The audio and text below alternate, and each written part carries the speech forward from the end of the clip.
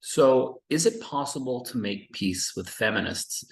And why does it seem like I make so many videos that are hostile to feminists? After all, this was my very first video of this channel, trying to find common ground and middle ground with feminists, trying to make peace.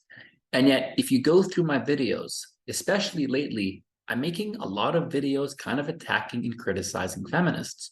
Well, if I'm trying to make peace with feminists, then why am I attacking feminists? That kind of seems hypocritical. Well, the thing is, it's kind of hard to make peace with people who are constantly criticizing you just for talking about basic rights. It's hard to make peace with organizations that are lobbying for laws that discriminate against homeless men and against male victims of domestic violence, and who publish pseudoscientific studies trying to defend circumcision or trying to mitigate boys' education gap. The number one obstacle MRAs have in introducing men's rights into academia, without question, are feminists and feminist organizations. We never attack women's rights. We never attack women's issues. We simply talk about issues that affect men and boys. We're not even asking feminists for help. We're just asking feminists to leave us alone. And they can't even do that. So it's kind of difficult for us to make peace with feminists when they attack us just for trying to talk about basic equality and basic men and boys issues. A good example would be the reaction that Cassie Jaye got when she was trying to promote the Red Pill documentary. And by the way, the Red Pill documentary has nothing to do with the Red Pill subreddit or the Red Pill dating philosophy. It's no connection. The Red Pill documentary was just about the men's rights movement. And what's interesting is that Cassie Jaye actually started out as a feminist trying to expose the men's rights movement, but 2 years of interviewing feminists and MRAs actually changed her mind. But she was threatened, she was harassed, and there were several cases where cinemas and theaters were going to show the red pill, and there were protests and even threats, and they had to withdraw the showing.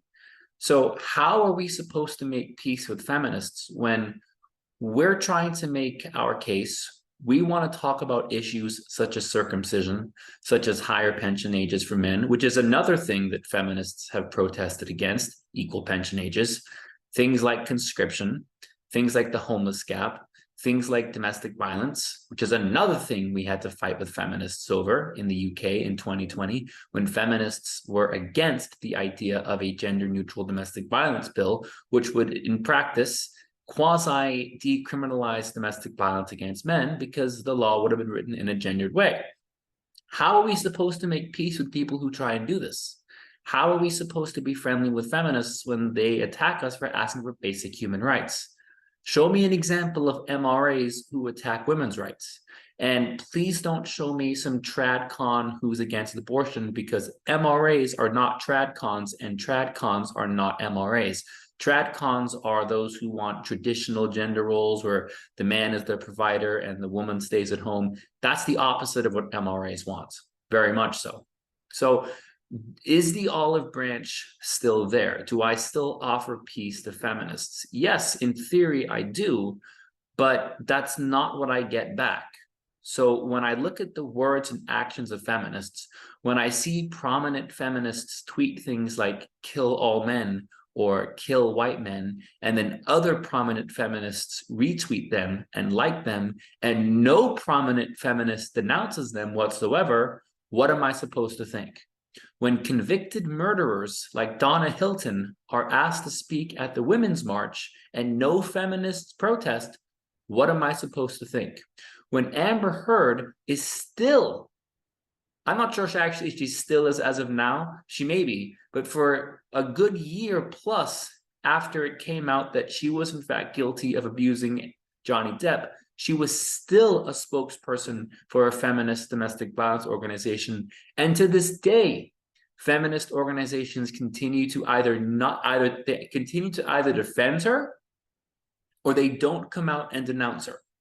And that's something interesting, that you never, ever, ever, ever see feminists come out and talk against the so-called radical feminists or the so-called extreme feminists. If these kinds of feminists who tweet "kill all men" are so extreme, then where are the non-extreme feminists calling them out? Where are the non-extreme feminists denouncing them? It's nothing but silence. So the only feminists that you see on social media are these so-called radical feminists. Well, where are the normal feminists? Where are the feminists who are against saying those things? So you have to kind of see things from the men's rights point of view. When we're accused of being anti-feminist and, oh, so much of what you guys do is fighting against feminism. Well, look at the things that feminists do and say. Look at the laws that feminists support. And look at the things that feminists refuse to condemn. Look at the people who feminists invite to be their spokespersons and speakers at events. The writing really is kind of on the wall.